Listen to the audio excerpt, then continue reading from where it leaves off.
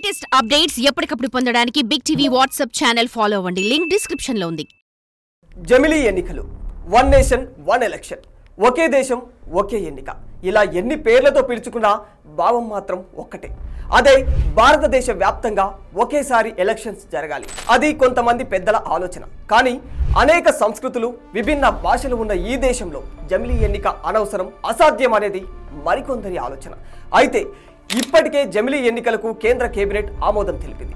ఒకవేళ ఈ బిల్లు పార్లమెంటులో ఆమోదంలోకి వస్తే తొలి దశలో పార్లమెంటు, అసెంబ్లీ ఎన్నికలు అవి పూర్తయిన 100 రోజుల్లోపు స్థానిక సంస్థలకు ఎన్నికలు జరుగుతాయి.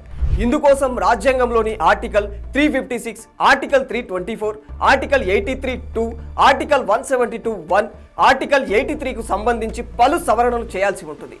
ఈ బిల్లు ఆమోదం పొందాలంటే 547 స్థానాలున్న లోక్సభలో కనీసం 67% అంటే 362 ఎంపీలు ఈ బిల్లుకు అనుకూలంగా ఓటు వేయాలి.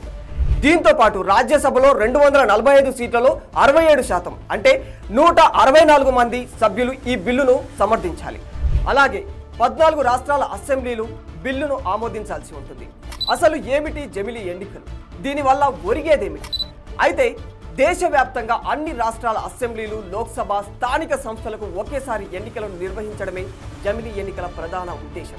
మరి దేశవ్యాప్తంగా అన్ని రాష్ట్రాలకు ఒకేసారి ఎన్నికలు నిర్వహించాలంటే చాలా రాష్ట్రాల చట్టసభలను గడువుల కంటే ముందుగానే రద్దు చేయాల్సి ఉంటుంది. మరికొన్నింటిని కాల వ్యవధిని పొడిగించాల్సి ఉంటుంది. అయితే ఇలా జమిలీ ఎన్నికలు గనక జరిగితే దేశవ్యాప్తంగా 2029వ సంవత్సరంలోనే ఎన్నికలు జరగబోతున్నాయన్నమాట. అసలు మన దేశంలో జమిలీ ఎన్నికలు ఇంతకు ముందు జరిగాయా అంటే ఎస్, జరిగాయి.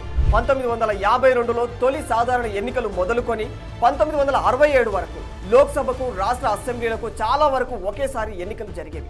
తర్వాత కాలంలో సుస్థిర ప్రభుత్వాలు ఏర్పడకపోవడం, గడువుకు ముందుగానే పలు రాష్ట్రాల శాసనసభలను బర్తరఫ్ చేయడం తదితర కారణాలతో జమిలీ ఎన్నికలు గాడి తప్పిపోయాయి. ఈ జమిలీ ఎన్నికల వల్ల ప్రయోజనాలేంటి అన్నప్పుడు ఈ ఎన్నికలు నిర్వహించడం వల్ల చాలా వరకు జరిగే అనవసరమైన ఖర్చులు తగ్గిపోతాయి. ప్రతి ఎన్నికల సమయంలో ప్రభుత్వం, అధికార యంత్రాంగం ఎక్కువ సమయాన్ని వృధా చేయాల్సి వస్తుంది. జమిలీ ఎన్నికల వల్ల ఈ సమస్య నుంచి ఉపశమనం కలుగుతుంది. దేశవ్యాప్తంగా ఏకకాల ఎన్నికలతో ఎలక్షన్ కోడ్ అడ్డంకులు కూడా ఉండవు. ఇంకా ఓటింగ్ శాతం పెరిగే అవకాశం ఎక్కువగా ఉంటుంది. అదనంగా అన్ని ప్రభుత్వాలు ఒకే సమయంలో ఏర్పాటు అవ్వడం వల్ల పరిపాలన స్థిరత్వం కూడా సాధ్యమవుతుంది. మరి నష్టాల విషయానికి వస్తే జమిలీ ఎన్నికలు నిర్వహించడం సాధ్యమవడం కోసం రాజ్యాంగ సవరణలు చాలా అవసరం ఉంటుంది. ఈ సవరణలు చేయడం అంత ఈజీ అయిన పనేమి కాదు. పార్లమెంట్, రాష్ట్ర అసెంబ్లీ సభ్యుల పదవీ కాలం తేడాలు ఉండటం వల్ల ఈ ఎన్నికల అమలు కష్టసాధ్యంగా మారుతుంది. అంతేకాకుండా దేశవ్యాప్తంగా అన్ని ప్రాంతాల్లో ఒకే సమయంలో ఎన్నికలు నిర్వహించడం ప్రాక్టికల్గా వర్కౌట్ అవ్వని పని అని కొంతమంది అంటున్నారు. ఏదేమైనా ఈ ఎన్నికలు దేశవ్యాప్తంగా కొన్ని రాష్ట్రాల్లో అధికార పార్టీలకు లాభదాయకంగా ఉన్నా మరికొన్ని రాష్ట్రాల్లో అధికార పార్టీలు నష్టపోతూ ఉంటాయి. ఇక ఇటీవల లోక్సభతో పాటే అసెంబ్లీ ఎన్నికలు జరిగిన రాష్ట్రాల్లో ప్రభుత్వాలపై ఎలాంటి ప్రభావం ఉండదు. అంటే ఫర్ ఎగ్జాంపుల్ ఆంధ్రప్రదేశ్ తీసుకుంటే ఆంధ్రప్రదేశ్లోని అధికార కూటమికి జరిగిన ఎన్నికల వల్ల లాభం కానీ నష్టం కానీ లేదు. ఇక తెలంగాణ విషయానికి వస్తే తెలంగాణకు కాస్త లాభదాయకం అని చెప్పుకోవాలి.